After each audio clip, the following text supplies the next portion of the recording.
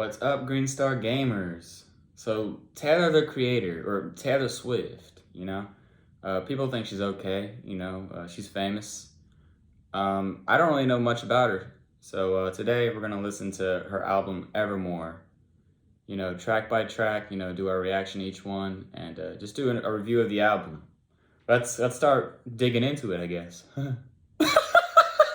All right, so track number one is Willow. Just finished listening to it. I don't know what a willow is, to be honest. Going into it, I still don't know what a willow is. The song's cool, I guess, man. I don't think it's made for my demographic, but I mean, it's cool. It's not a bad song by all means. Wreck my plans, that's my man. But I just don't know what the song's about. I don't know what a willow is, man. But it sounds cool. It's like if Chainsmokers made folk music, I guess. That's the best way I could put it.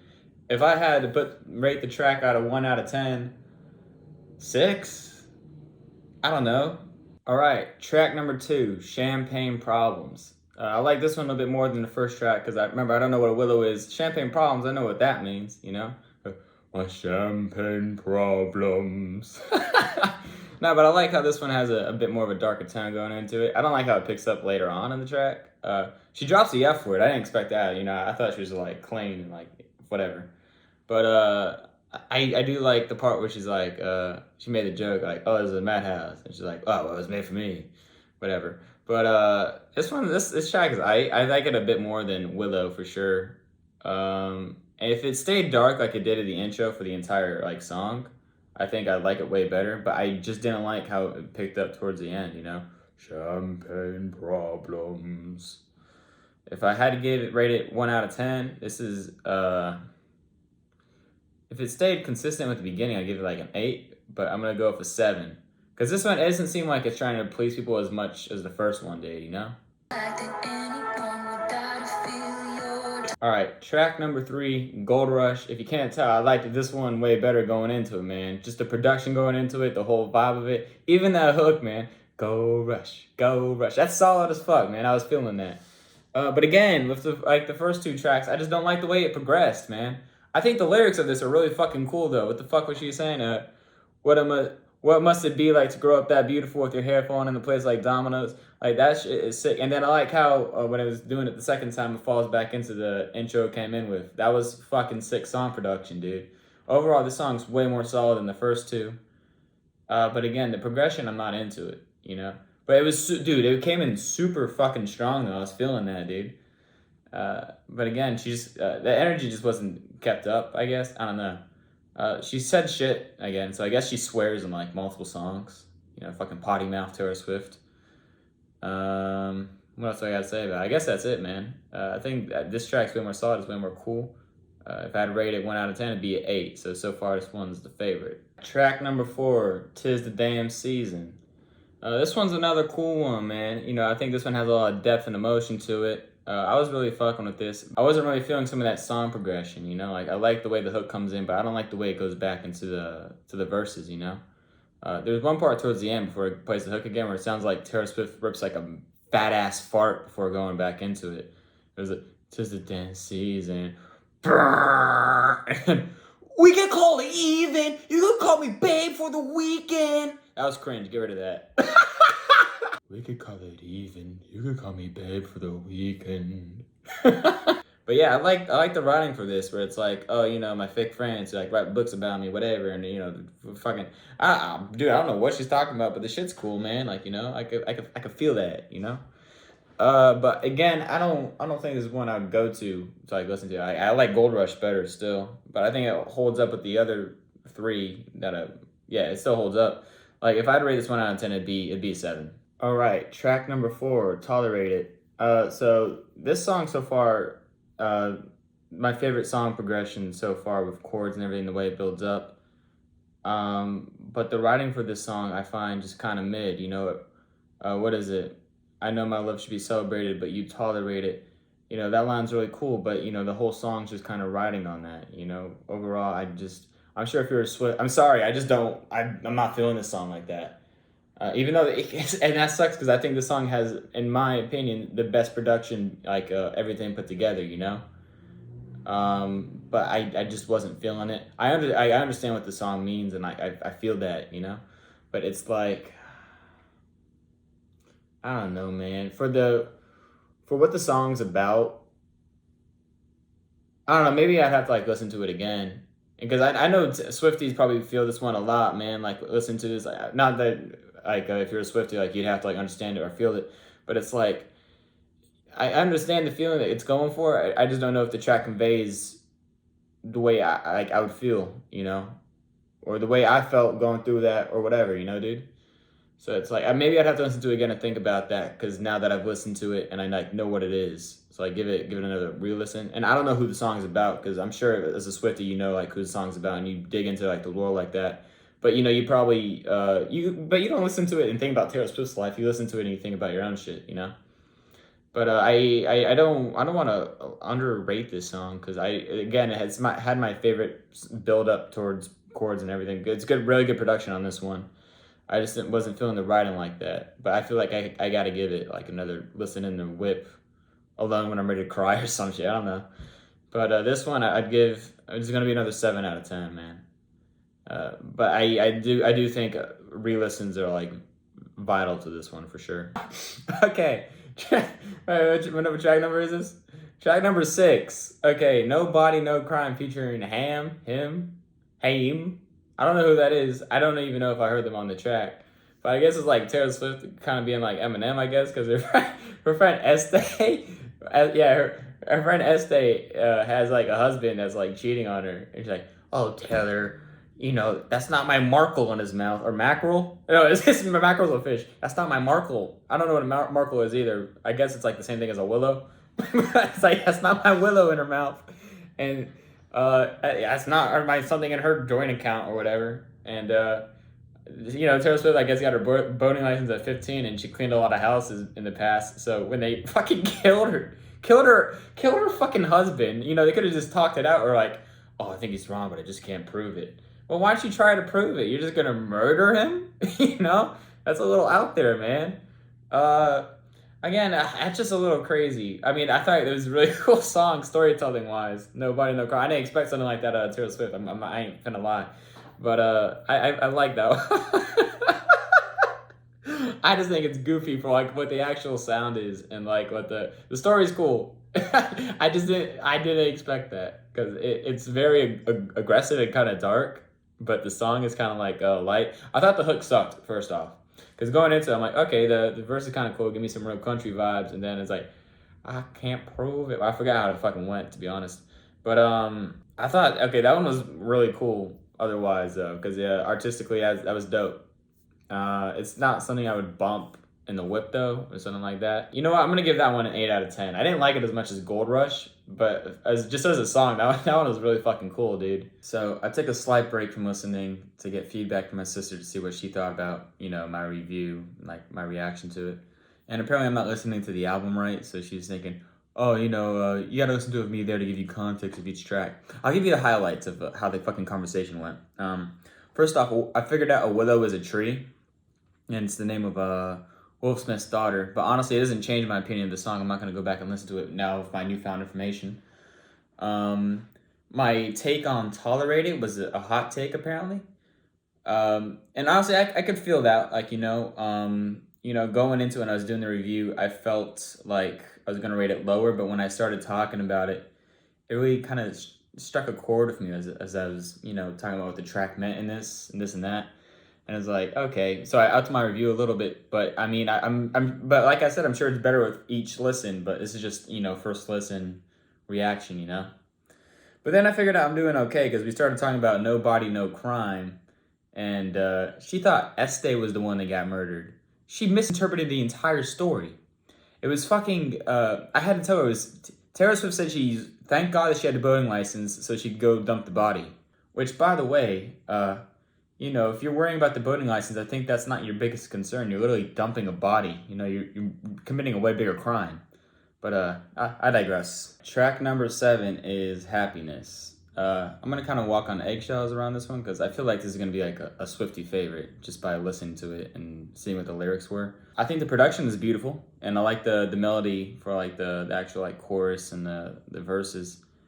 But you know what, man? If I'm gonna be honest, it's boring. It's just a boring song, man. I really don't have much to say for it. It's not it shouldn't be a 5 minute song, first off. Second off, I don't know, man. I'm just not feeling that one like that. If I had to give it a rating, it'd be... I'm gonna give it a 6, dude. Track number 8 is Dorothea. I thought this one was kind of cool. You know, I think it's about her friend Dorothea. I'm guessing they're friends, you know? Maybe more. They're lovers. I don't know. But, yeah, it seems like an old childhood friend, and then it's, hey, Dorothea, you ever still stop and think about me? Like, I don't know, Taylor, you should check in with her, you know? It's probably harder for her to reach out to you, you know? But I thought it was, I didn't hate it.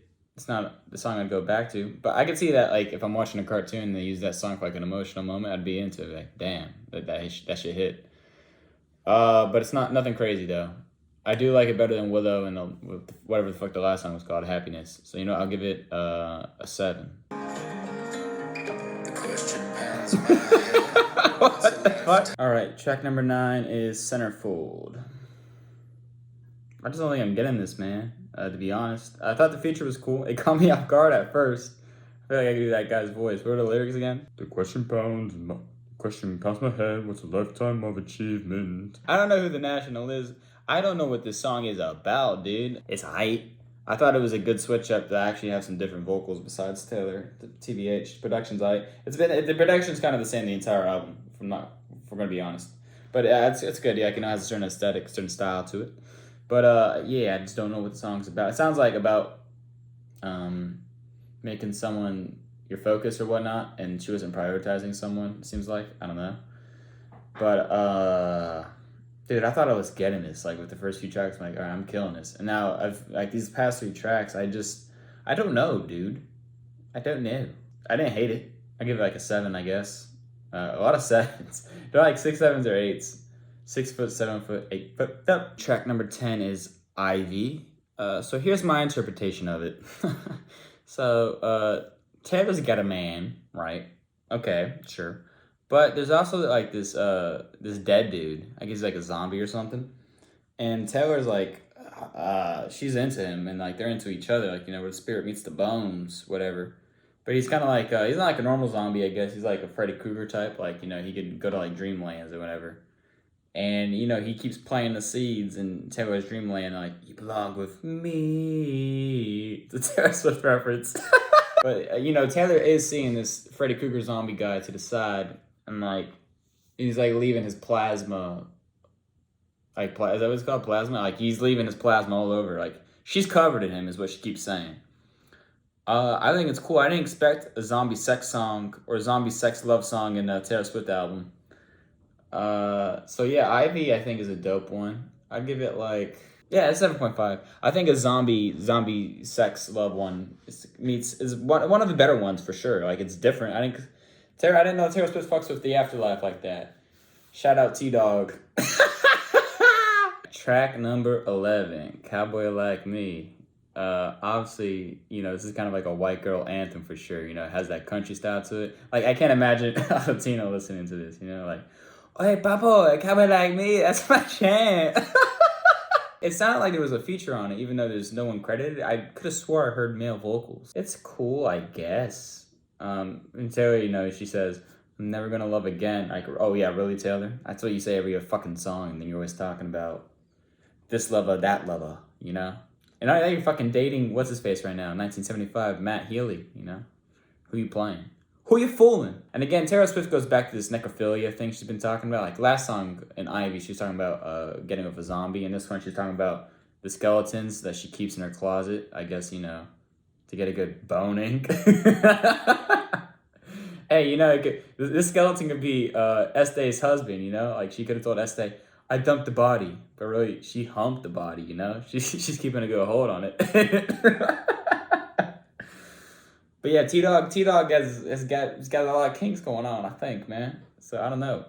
We'll go next song. Oh wait, let me rate this one. 7. I don't hate it. I don't think it's bad either. I see the appeal. So this song's a 7 out of 10. I tried to pick my battles till the battle picked me. Track number 12. Long story short, Best song on the album so far, man. I ain't finna play y'all like that. That shit kind of slappy. I fucks with it. I was dancing to it. I was feeling that shit, man. I don't know what it's about. Again, some of these songs I just have no idea. But to be honest, I wasn't looking at the lyrics like I was the other ones. I was really just kind of vibing to it. But I think that's the idea for that one, though. I mean, she dropped. I saw or I heard that she dropped the name of the album in the fucking song. Though. So that, like, in her mind, that had to be the one that was gonna. Oh no, she has a song called Evermore too. But I feel like that was supposed to be like one of the bangers for sure when she was working on it. I like that one, dude. I liked it a lot. I don't have much to say about it though, but it's good. It wasn't a bad time at all. At the end, she says it was a bad time. Long story short, it's a bad time. Yeah, long story short, I like the track, Taylor. Shout out T Dog. I'll give that one a 9. That's the highest one so far, I think. I don't think I've ever did fucking song a 9 yet. So that one's up there. All right, so track number 13, Marjorie. I fucking hated it. Dude, I really just don't have anything to say about it, to be honest.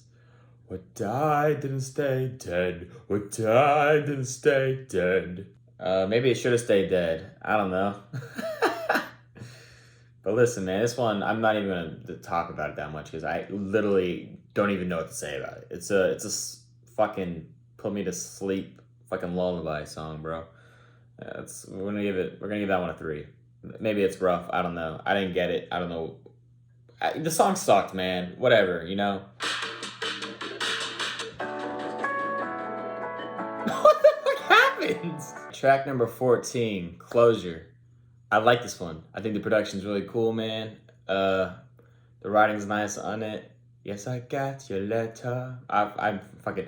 But dude, I enjoyed the track, man. I thought, dude, the production was crazy of how the beat was coming at the beginning. It didn't play out the way I thought it was going to, like throughout the song, but it was different for sure, and I thought it was good different. Like, I'm not saying different like it's bad or something, but pretty cool, man.